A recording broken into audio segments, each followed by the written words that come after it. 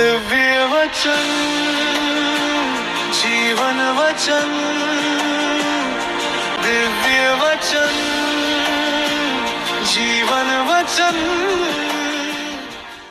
सबको जय यीशु।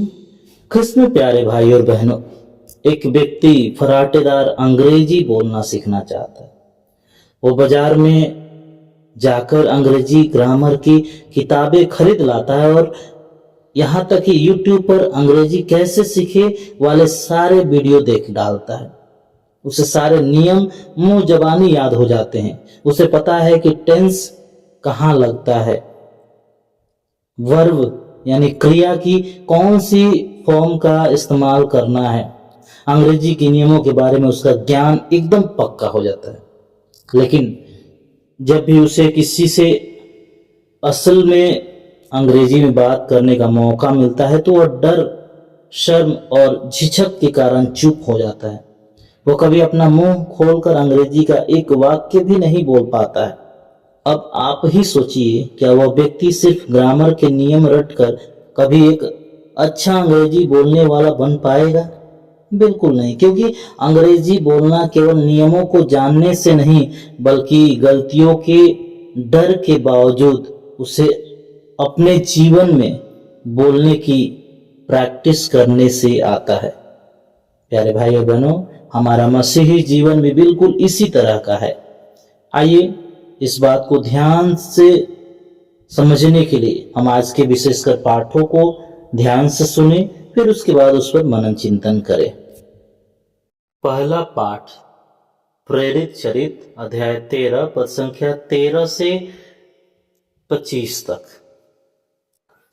पौलुस और उसके साथी नाव से चलकर पाफोस से पंफुलिया के पेरगे पहुंचे।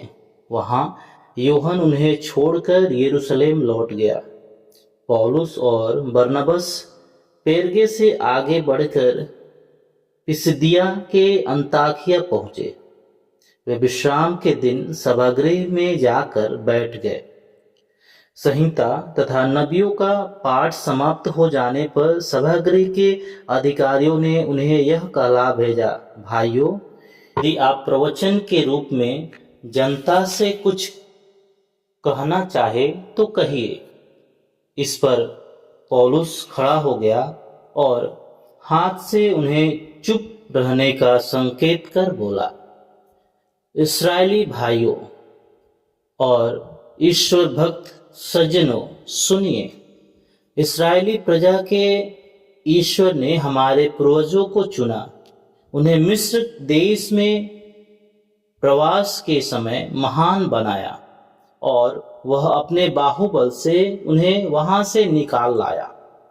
उसने 40 वर्ष तक मरुभूमि में उनकी देखभाल की। इसके बाद उसने कनान देश में 7 राष्ट्रों को नष्ट किया और उनकी भूमि हमारे पूर्वजों के अधिकार में दे दी।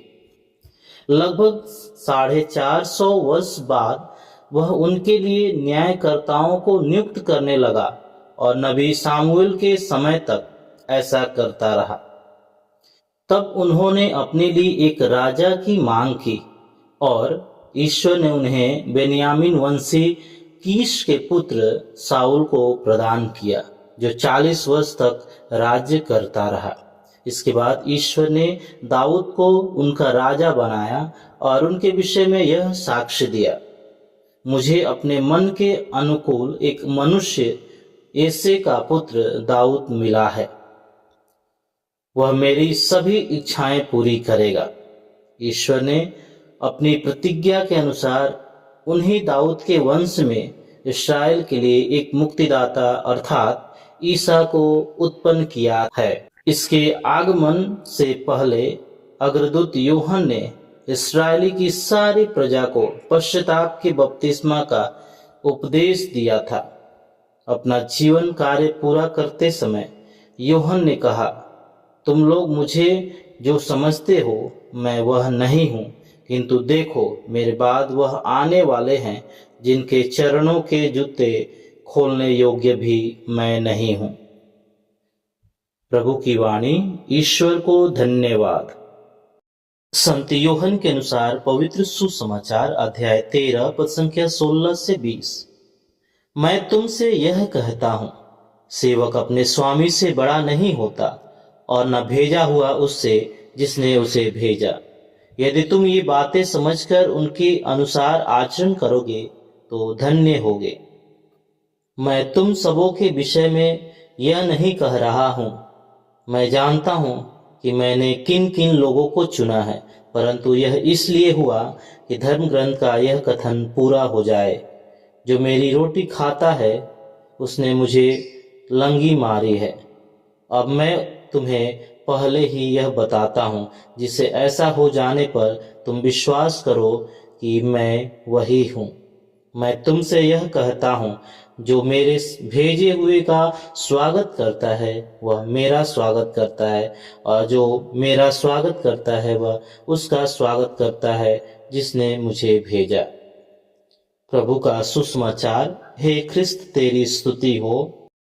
ख्रिस्त में प्यारे भाई और बहनों, आज के दोनों पाठ हमें वापस उसी अंग्रेजी सीखने वाले व्यक्ति की कहानी पर ले जाता है जिसकी चर्चा हमने शुरुआत में की थी।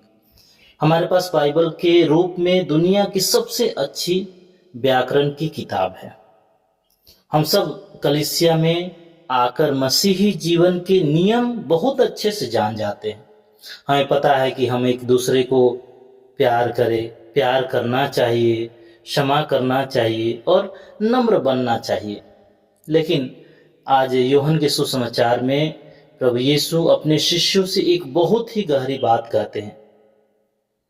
यदि तुम ये बातें जानते हो तो धन्य हो जाओगे, बशर्ते तुम उन पर चलोगे तब। इन शब्दों को कहने से ठीक पहले प्रभु यीशु ने क्या किया था? यदि हम पवित्र बाइबल को पढ़ते हैं, अध्याय 13 में वहां पर लिखा हुआ है, उन्होंने नम्रता और प्रेम का कोई लंबा भाषण नहीं दिया था, बल्कि उन्होंने, जो कि गुरु और स्वामी हैं, एक दास की तरह झुककर अपने शिष्यों के पैर धोए। उन्होंने प्रेम को सिर्फ बताया नहीं, उसे करके दिखाया। वे हमें सिखा रहे हैं कि हमारा आध्यात्मिक ज्ञान तब तक अधूरा है जब तक हम अपने असली जीवन में, अपने संसारिक जीवन में झुककर दूसरों की सेवा नहीं करते। प्यारे भाई और बहनों, यही कर्म और नम्रता हमें आज के पहले पाठ में यूहन्ना बपतिस्मा देने वाले के जीवन में भी दिखाई देता है। यूहन्ना को पूरी जानकारी थी कि मसीह आने वाले हैं, लेकिन उसने उस जानकारी को केवल अपने दिमाग तक सीमित नहीं रखा। उसने असल में उस पर कर्म किया। जब लोग उसे मसीह समझने लगे तो उसने बिना किसी अहंकार के कहा, मैं वह नहीं हूं, मैं तो उसके जूते का फीता खोलने के योग्य भी नहीं हूं, वो कहता है। प्यारे भाई और बहनों, यूहन्ना जानता था कि वह स्वामी नहीं बल्कि केवल एक सेवक है, और उसने उस सेवक की भूमिका को पूरी ईमानदारी से जी कर दिखाया। अब सवाल उठता है कि हमारे दैनिक जीवन में इसका क्या अर्थ है?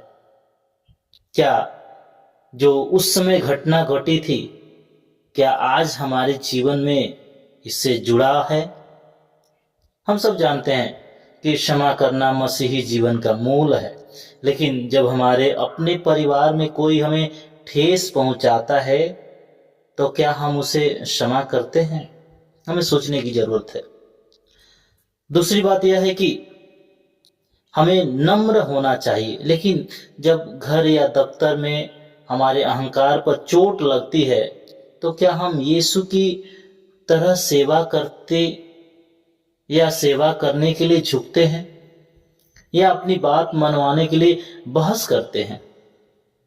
जैसे अंग्रेजी बोलने की प्रयास किए बिना भाषा नहीं आती, वैसे ही जब तक हम अपने दैनिक जीवन में क्षमा करने और झुकने की प्रयास नहीं करेंगे, हमारा मसीही जीवन कभी प्रभावशाली नहीं होगा। शायद आज आपको लगे कि ऐसा करना बहुत कठिन है, कि दूसरों की गलतियों को भूल जाना या अपनी गलती मान लेना आसान नहीं होता है। यह उस झिझक की तरह है जो पहली बार अंग्रेजी बोलते समय महसूस होती है। लेकिन प्यारे भाई और बहनों, यही वह जगह है जहां हमारे लिए एक महान आशा है, क्योंकि प्रभु यीशु मसीह ने हमें यह करने के लिए अकेले नहीं छोड़ा है।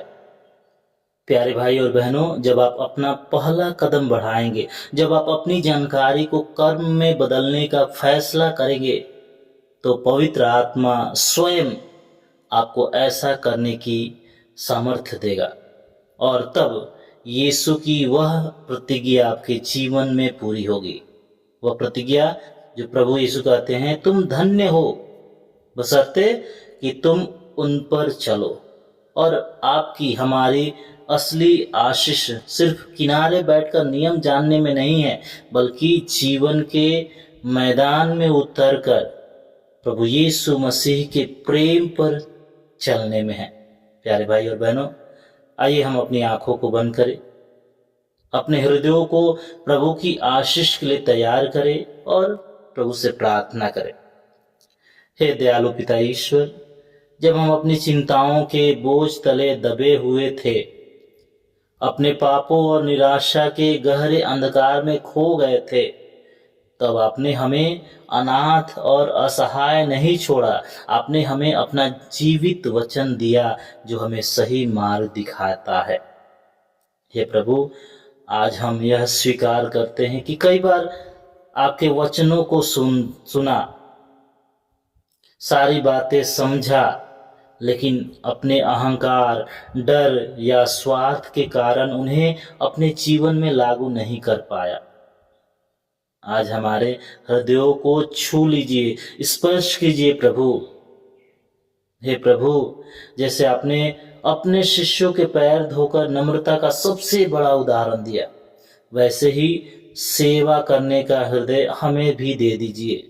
हमें भी वह सामर्थ्य दे दीजिए कि हम केवल नियमों को जानने वाले नहीं, बल्कि उन पर चलने वाले बन सके। हे पवित्र आत्मा, हमारी कमजोरियों में हमारी मदद कर। हमारे बीच जो भी भाई बहन किसी भी भारी संकट, रिश्तों की कड़वाहट या परेशानी के दौर से गुजर रहे हैं, उन्हें क्षमा करने और प्रेम करने की हिम्मत दे। साथ ही साथ हम पर अपनी कृपा कर, ताकि जो वचन आज हमने सुना है, जो मनन चिंतन आज हमने किया है, वो हमारे कर्मों में बदल जाए और हमारे प्यासे हृदयों को आज एक नई आशा और कभी ना डगमगाने वाले विश्वास से भर दे, ताकि हमारे हर काम से आपके पवित्र नाम की महिमा हो। पिता और पुत्र और पवित्र आत्मा के नाम पर आमीन।